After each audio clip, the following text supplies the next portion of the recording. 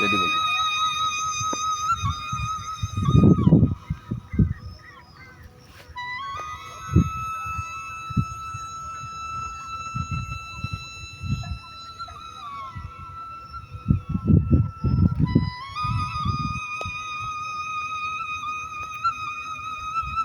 কিনুগোয়ালার গলি, দোতলা বাড়ি, লোহার গড়াতে দেওয়া একতলা ঘর, পথের ধারে লোনা ধরা দেয়ালেতে মাঝে মাঝে ধসে গেছে বালি, মাঝে মাঝে সেঁতা পড়া দাগ, মার্কিন থানের মার্কা একখানা ছবি, সিদ্ধিদাতা গণেশের দরজার পরে আটা।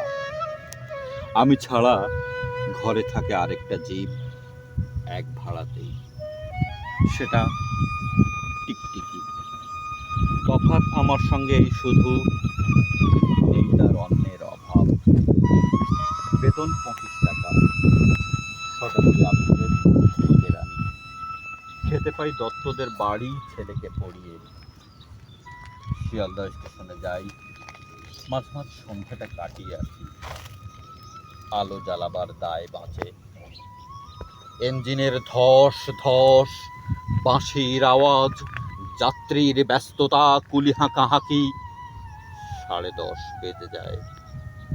তারপরে ঘরে ফিরে নিরালা, নিঝুম অন্ধকার। ধলেশ্বরী নদী তীরে পিসিদের গ্রাম, তার দেওরের মেয়ে। অভাগার সঙ্গে তার বিবাহের ছিল ঠিকঠাক, লগ্ন শুভ, প্রমাণ পাওয়া গেল। সেই লগ্নে এলেন পালিয়ে।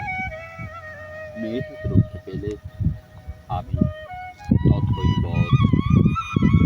ঘরেতে এলো না সে তো, মনে তার নিত্য আসা যাওয়া, পরনে ঢাকাই শাড়ি, কপালে সিঁদুর। বর্ষা ঘনঘোর, ট্রামের খরচা বাড়ে, মাঝে মাঝে মাইনেও কাটা যায়।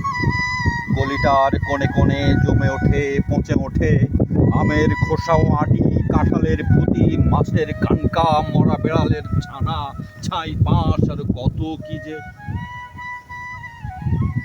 সাদার অবস্থা খানা, জরিমানা দেয়া মাইনের মতো।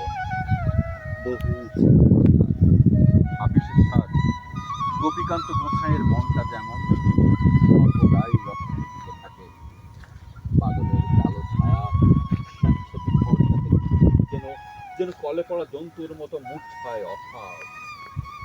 দিন রাত মনে হয় কোন এক আধ মরা জগতের সঙ্গে যেন আস্তে পৃষ্ঠে বাঁধা পড়ে আছে।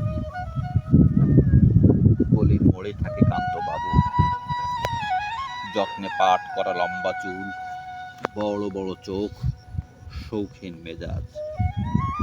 কর্নেট বাজানো তার শখ। মাঝে মাঝে সুর জেগে ওঠে গলির বিভৎস বাতাসে, কখনো গভীর রাতে, ভোরবেলা আধো অন্ধকারে, বৈকালে ঝিকিমিকি আলোয় ছায়ায়। হঠাৎ সিন্ধু বারোয়ায় লাগে টান, মনে হয় যেন কোনো এক অজানা ঝড়ের কবলে পড়ে আমি সব ভুলে গেছি। কবিতার